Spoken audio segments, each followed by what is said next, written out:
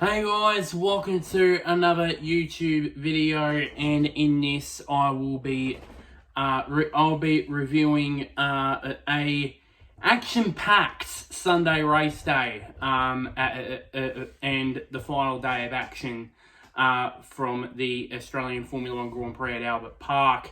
Oh boy, it was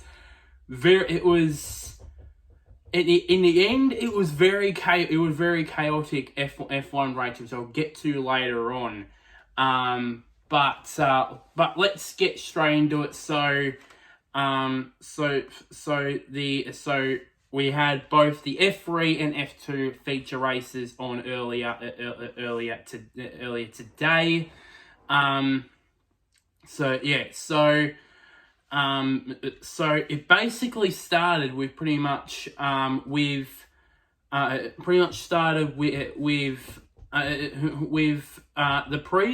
winner of the previous winner of the sprint race yesterday, in Franco Colapinto, who was later on disqualified for a technical infringement.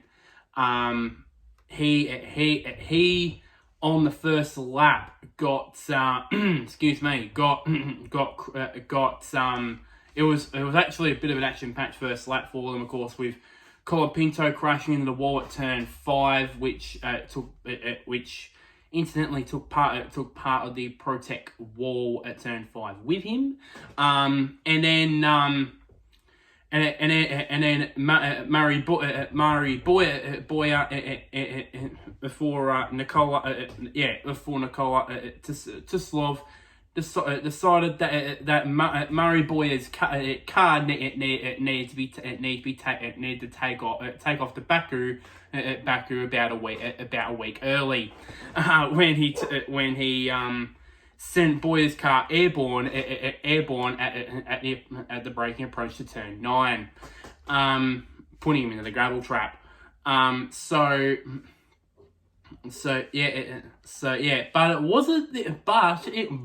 it wasn't the only incident that good old Nikola Tuslov was in, because about halfway through,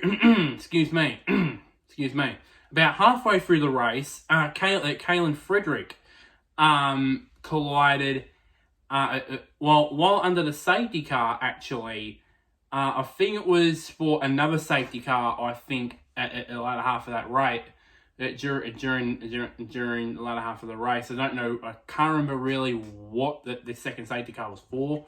But he collided with Tuslov at the back of him at turn 3 while under the safety car, which meant it was the end of his race, and it was also an action spot at turn 3 through the latter half of the race, because Ido Cohen collided with Rafael Villagomez, sending Cohen into the wall at turn 3. Subsequently, Villagomez received a 10-second time penalty for that collision.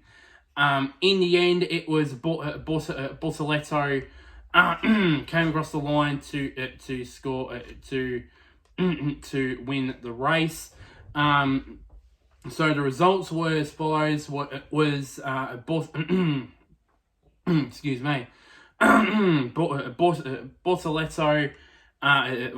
won the race by just over half a second from Sorcy.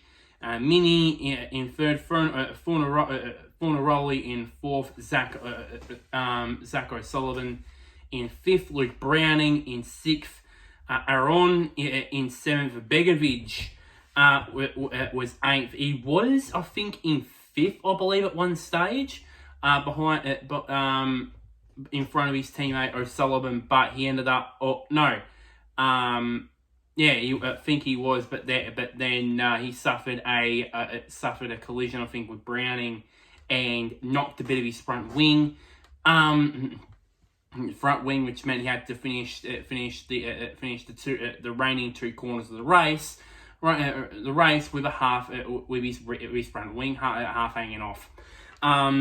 So yeah, at which meant he had to finish he linked across the line in 8th place. Marti finished in 9th, and Barnard was the last of the point scorers in 10th position in that race.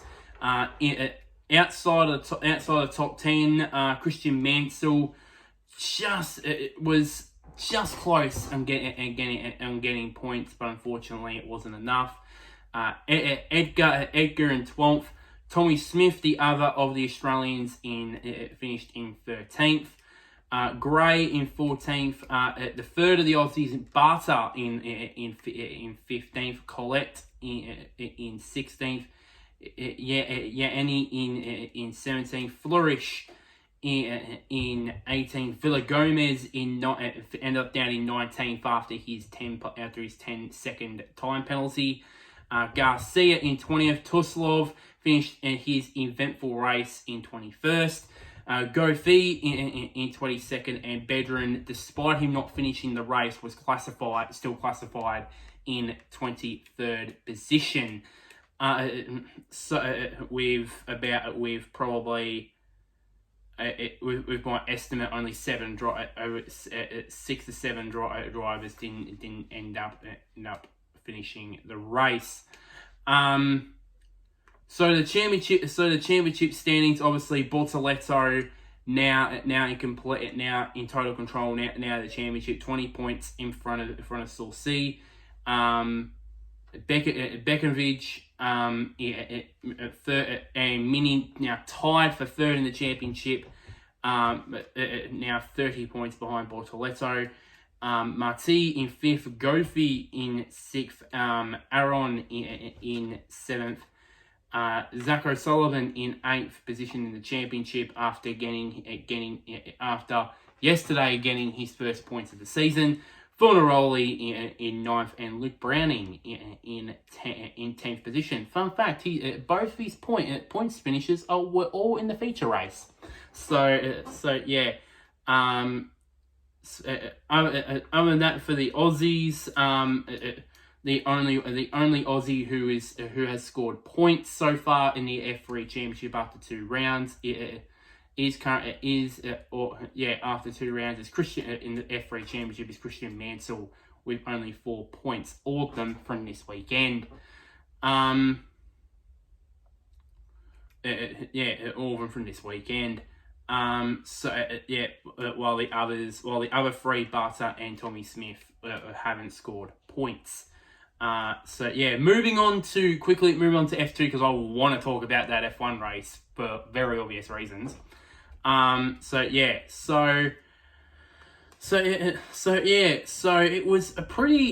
was exactly the same. It was a bit chaotic, but not as over chaotic, really. It all started pretty much when Jake Crawford crashed out at turn 11 at one of the early laps after contact with Jack Doohan. It looked like to me as though Jack made the pass on him, but Crawford tried to get back in line, but unfortunately mistimed it and basically slid off into the wall at turn 11. Roy Nassani, and then later on in that Roy Nassani, who was after the first safety car, he was actually running up at the front, and there was some action-packed racing after that first safety car.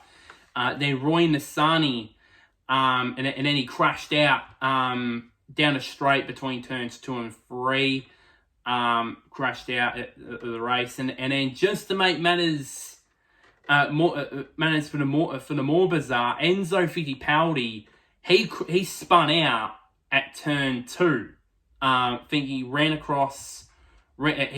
wide at turn 1, and then basically on the wet grass, because it was still wet from of course from Friday and Saturday, he slid out and spun completely out. But as he tried to flick spin it back the right way again, he hit his left rear on the wall, which I thought it was a bit of a light graze, but as it turned out, about 10 seconds down the road, or 5 to 10 seconds down the road, it ended up being a lot worse than that. When his rear suspension failed, it for me at the point, it looked like that he lost, because he only just come out of the pits as well, mind you.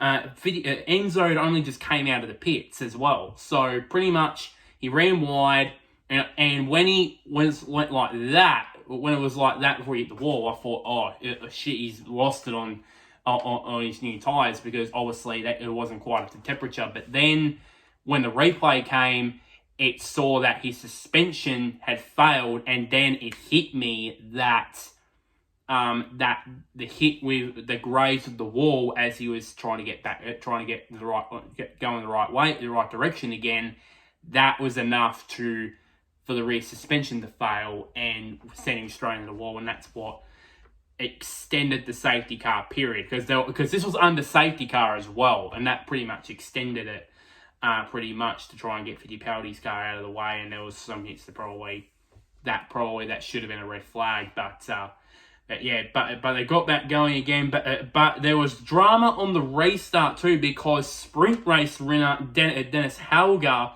got hit from behind by Victor Martins, which, fair to say, Hauger was not too impressed by that. If you heard on the radio, there was a lot of cursing in there as well. Speaking of not too happy drivers over the radio, I'll explain that later with one of the other drivers. So yeah, but at the end of it was Ayumi Iwasa. Finally, I got that one right this weekend. It took the end of the weekend, but finally got that one right. It won the race, and not only that, but took over the points lead, championship lead as well in the F2 championship. Won the race as well from Théo Pourchaire in second, Arthur Leclerc in third, Frederick Vesti in fourth. He tried to gamble and gambled on a set of soft tyres. It sort of worked with him finishing up in fourth, but yeah. Maloney in fifth, Dolavala in sixth, Vorshaw in seventh, Jack Doohan in eighth, Maney in ninth, and Juan Manuel Correa rounded out the top 10 in his car. Outside of the top 10, Novalak in 12th, Benavides in 12th, Cordial in 13th, Stanek in 14th, Hadjar in 15th, which was after another incident during the race, where he was also given, I think the same where he was given a time penalty, I believe. He also was not happy on the radio, and there was a lot of cursing. If you thought Hauger's outburst was a bit too far, man, Hadjar's radio was another level of that. Bushell was 16th. He went into the round here this weekend as the championship leader after the 2 rounds of Bahrain and Jeddah. Now he's not leading the championship anymore. Oliver Behrman in 17th. Victor Martins ended up in 18th after his collision with Helga. And speaking of Helga, he didn't end up finishing the race, but still was classified in 19th position there. As I said, towards the championship, Iwasa is now in the lead of the championship by 8 points over Pourchaire, with Vesti in third with 42 points. Boschung now goes down to 5th in the championship. It goes down to 4th in the championship, tied with Arthur Leclerc with 32 points. Dolivala in 6th with 32 points. Helga with 7th with 30 points. Maloney in 8th with 29 points. Money in ninth in the championship with 26 points, and Vauchor was 10th. Is 10th in the championship with 25 points. With our sole Aussie in the F2 championship this year, Jack Doohan, just outside the top 10 in the championship at 11th with 24 points to his name after 3 rounds. So you could tell we've already gone 15 and a half minutes into this video, and I haven't even talked about the Formula 1 race. I think it's time to do that. Wow, this was crazy. So the start of it, pretty much before at the start of the race, it was remarkably, it was 444,631 appeared at the Grand Prix over the 4 days. It was just unbelievable. It's just the crowd attendance just gets bigger and bigger and bigger. I remember they had about 130,000 there on the Friday, and it was only for free practice for Formula 1. It's just getting bigger. I won't be surprised if the crowd attendance just gets bigger and bigger as the years go on. It's just unbelievable. The first 2 years of the revival of the Australian Formula 1 Grand Prix, it's just been a massive success, and as I said, I hope the crowd attendance continues to go up as the years go on. Really. So moving on to the first one, to the Formula 1 race, and there was drama straight away. So off the start, Max Verstappen got off to a bad start. He was immediately swamped by the 2 Mercedes of Russell and Hamilton.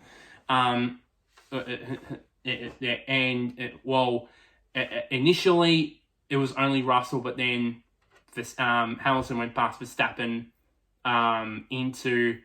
at turn 3, and then chaos ensued because Charles Leclerc made contact with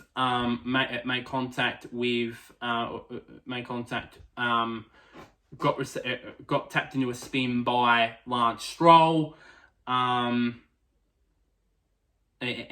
basically got sent into the gravel when it was beached, and he was already out. So from pole position, fastest lap, and the race win in 2022 to basically out on the first lap in 2023. That is shocking luck there for Leclerc as he's inconsistent for first initial part of the season has continued for him and for Ferrari.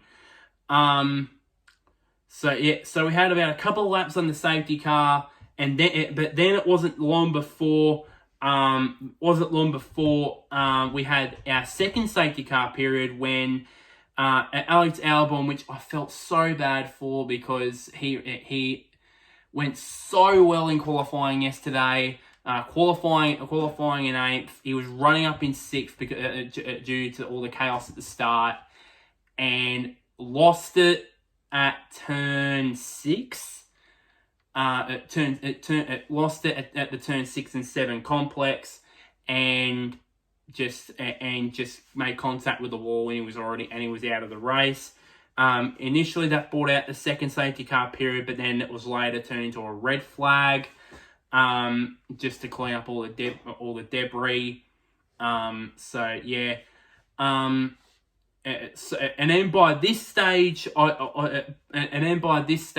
Sainz and Russell came in as this came out, but then unfortunately the red flag came out, so that was pretty much the end of that advantage, pretty much, because of the red flag rules, they can change tires. So basically, there you go. Everyone changed onto the hard tires, and it was pretty much a sprint to the end, pretty much. The red flag only went for about I think 15, maybe 20 minutes, and then it was back out there again for the second standing start of the race. Not the last one, to be exact, by the way. So yeah, and it was not much really to report really after this restart, with the exception that Mercedes had this thing going on basically with Mercedes 1-2, and everyone thought, gee, as Mercedes' luck turned around these last 24, 48 hours after qualifying second and third, and at one stage being 1 and 2 at the start of the Grand Prix. Then suddenly went downhill when George Russell's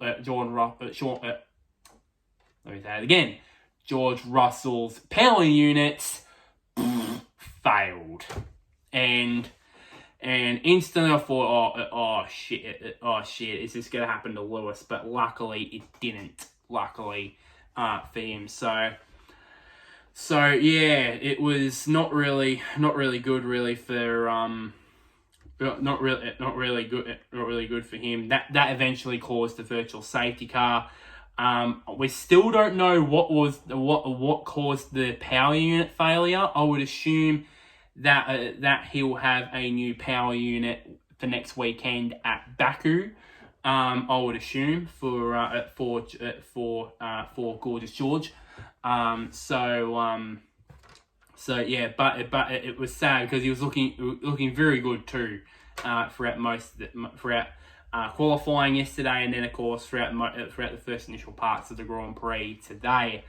Then other than that, there was just nothing really to report. I was just basically fast asleep. I was just expecting to, other than of course the minor mistake from Max Verstappen while he was in the lead, going off quoting after the race saying that they did a job for the organisers, just doing a bit of grass cutting at the exit of turn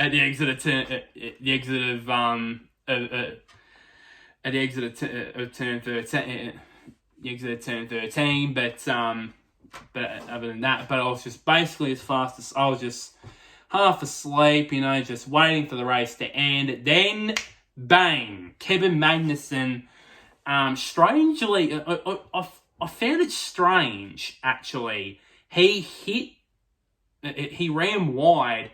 He hit, initially when I saw the half, so I thought it was Hulkenberg, but which meant, because by this stage, this guy here, Oscar Piastri, was in 11th, so I meant, yay, Piastri would get into the points. And then I thought, oh, it's Magnussen.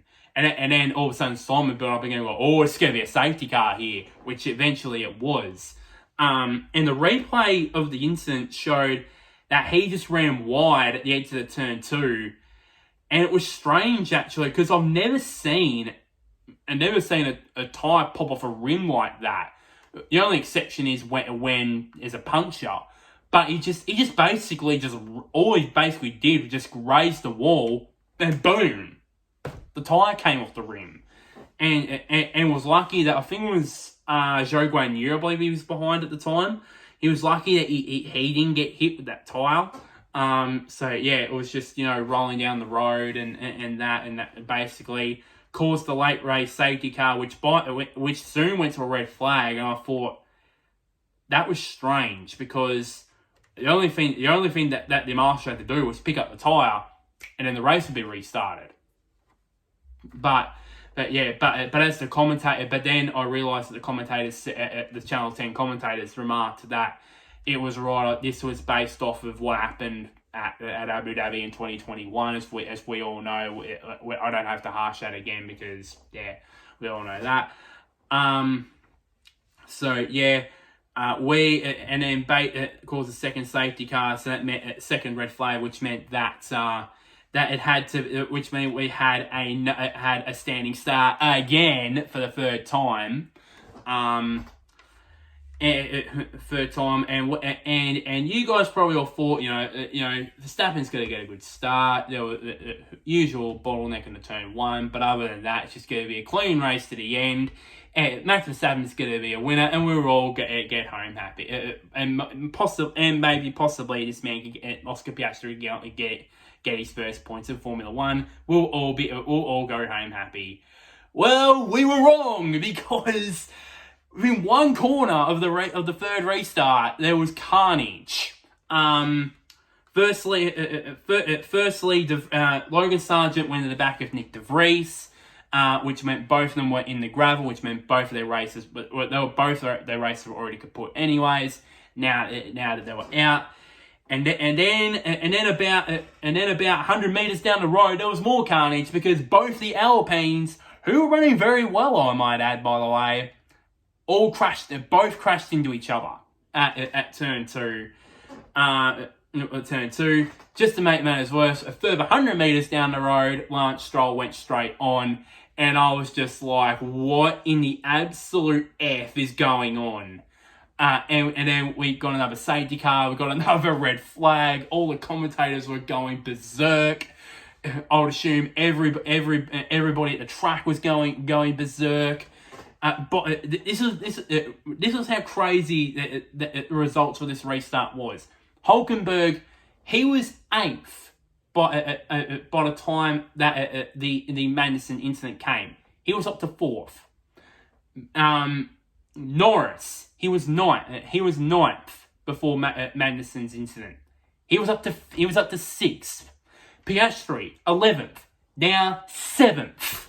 So that's how crazy this one was, and yeah, it was just absolute craziness. Even both Alfa Romeos, who were nowhere all weekend, were 8th and 9th on the road at that time of the third red flag. I was just like, what in the absolute, as I said, absolute F is going on? My head was just like scrambled, like, what on earth am I freaking seeing? Which is unbelievable, by the way. And then there was all this confusion. Should the race be restarted?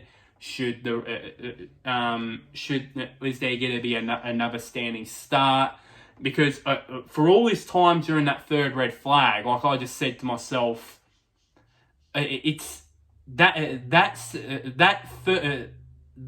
third restart it's going to happen again. That's going to happen again in this restart. So what's the point in adding another standing start? And besides, also, they were ticked on the last lap as well. So, and then basically it was confirmed that basically they'll high bond the safety car. As usual, the safety car would pull in, and then basically no overtaking and then that by its stage the checker flag would already come out anyways, which actually that did happen. And in the end, Max Verstappen in a bit of a long race ended up winning that race. And then also another thing to come out of that carnage down at turn 1 and 2. Sainz ended up spinning around Fernando Alonso, which he ended up getting a 5-second time penalty for it, which immediately got him pissed off because at that stage they were going to run up the safety car and everybody was bunched in together. So basically that penalty would cost him a world championship points position. That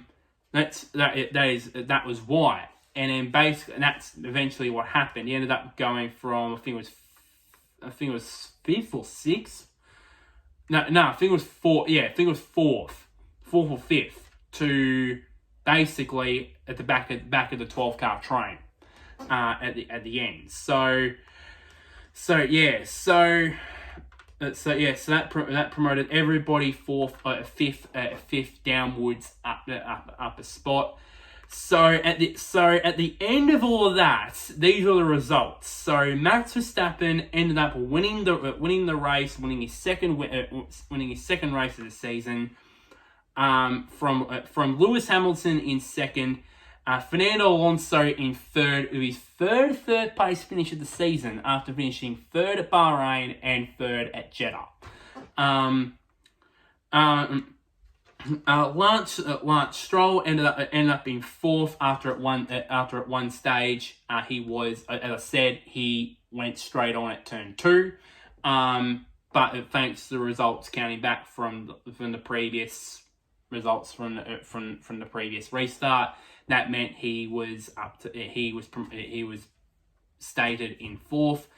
Sergio Perez in fifth after starting from last. Not surprisingly, he ended up becoming driver of the day. Not surprisingly, after he made up 15 spots. Lando Norris, who also was mostly nowhere throughout this weekend, he ended up at the right place at the right time. He ended up being sixth in the end. Hulkenberg in seventh for Haas, and Australia rejoice. This man right here, Oscar Piastri, P8. His first World Championship points for the young fella. Of course, Mark Webber, as we all know, he got his first points here at Albert Park in 2002. Ricardo got his first points 10 years later with the team formerly known as Toro Rosso in 2012. And now Oscar Piastri gets his first points 11 years later in 2023. 8th place finish. It was just, I know it was based off of, if the incidents didn't happen at towards the end of the race, probably he did not have started it, probably didn't and could not have got that points finish. But anyways, he was there at the right place at the right time. Zhou Guan Yu, who, as I said, was nowhere throughout the course of that race, he ended up in ninth. And AlphaTauri, who remember, them and McLaren went into this weekend without points from the first two rounds. Both scored points, which means it has to be a Formula One record for the quickest that all teams in Formula One in a season had scored points from 3 rounds. It just has to be a record. Surely someone's going to quote that. Hope maybe over the course of the next 12 to 24 hours. Sure of that. Then the other two finishes, of course, Valtteri Bottas in 11th after starting from 19th on the grid, and Carlos Sainz. Initially, he was 4th, but was handed of course, thanks to the 5-second time penalty, dropped him to 12th. With the retirement, the long list of retirements from this race were the 2 Alpines of Pierre Gasly and Esteban Ocon, the AlphaTauri of Nick de Vries, the two Williams of Logan Sargent and Alex Albon, the Haas of Kevin Magnussen, the Mercedes of George Russell, and the Ferrari of Charles Leclerc, who was the first to strike trouble. So after all of that, Max Verstappen extended his lead in the championship to 15 points over his teammate Sergio Perez, who recovered, as I said, to finish in fifth after starting from last on the grid. Fernando Alonso, but he keeps 3rd place in the championship after his 3 third-place finishes. Lewis Hamilton in 4th. Carlos Sainz tied with Lance Stroll for 5th in the championship. Maybe that pace that Aston Martin is real after all. George Russell in 7th, and thanks to his first points of the season, Lando Norris has now jumped up to 8th in the championship. Just so much craziness in this first part of the season here. Nico Hulkenberg also jumped up inside the top 10 with his first points ever since his full-time F1 return, and Charles Leclerc in the Ferrari goes down to 10th. Outside of that, you've got Valtteri Bottas. You got a four-way tie for 11th in the championship with 4 points, with that being Valtteri Bottas, Esteban Ocon, Oscar Piastri, and Pierre Gasly. Zhou Guanyu in 15th on 2 points, and then three drivers with only the 1 point to their name: Yuki Tsunoda, Kevin Magnussen, Alexander Albon, with ironically the two other rookies, Logan Sargent and Nick De Vries, are still pointless after the first 3 rounds. In terms of the Constructors' Championship, not surprisingly, Red Bull extend their lead over Aston Martin. Mercedes, of course, in third with 56 points. Ferrari now dropped back to fourth with 26 points. McLaren now up into fifth in the championship after being last in the championship for the first 2 rounds. They're on 12 points after the double points finish from both Norris and Piastri this weekend. Alpine now in 6th with 8 points. Haas in 7th, ironically, with 7 points. Alfa Romeo with 6 in 8th, and then 9th and 10th are AlphaTauri and Williams with 1 point each in the Constructors' Championship. So that was your lot from Albert Park today. A very chaotic day, really,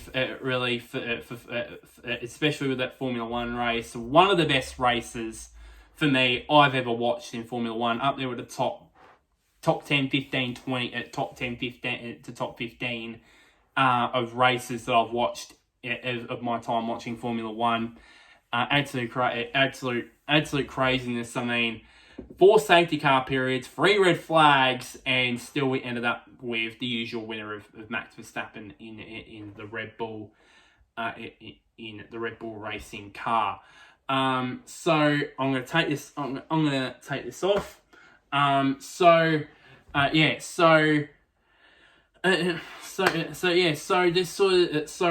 it's over. I still can't believe it's over. It's these 3 days have gone just like that. Well, 4 days if you count Thursday. But these 4 days have gone just like that. Just like that, really. A big event. I mean, over 444,000 people turned out over the 4 days. Hopefully, maybe in 2024, possibly attend. Hopefully that it's an event I've always wanted to return to. Of course, I was there in attendance in 2010 on the Friday. I was there in attendance in 2014 on the Saturday, and I hope I do attend the Australian Grand Prix, because it's a fantastic event. To go to. Hopefully I can go back there and complete my trend of basically going there as a little kid, going there as a teenager, and then obviously me right now going as a full-blown adult, as a full-blown adult. So yeah. So and it just gets better, and it just gets better, obviously, and also experiencing it while they've. I don't quite say new cars, because they're now 12 months old now, these Grand Effect cars, but just seeing these cars, and obviously seeing F2 and F3 and obviously supercars, obviously. So as I said, throughout the weekend, I'll be doing a separate supercars review from the Australian Grand Prix weekend. Hopefully maybe tomorrow on which is Monday or Tuesday. And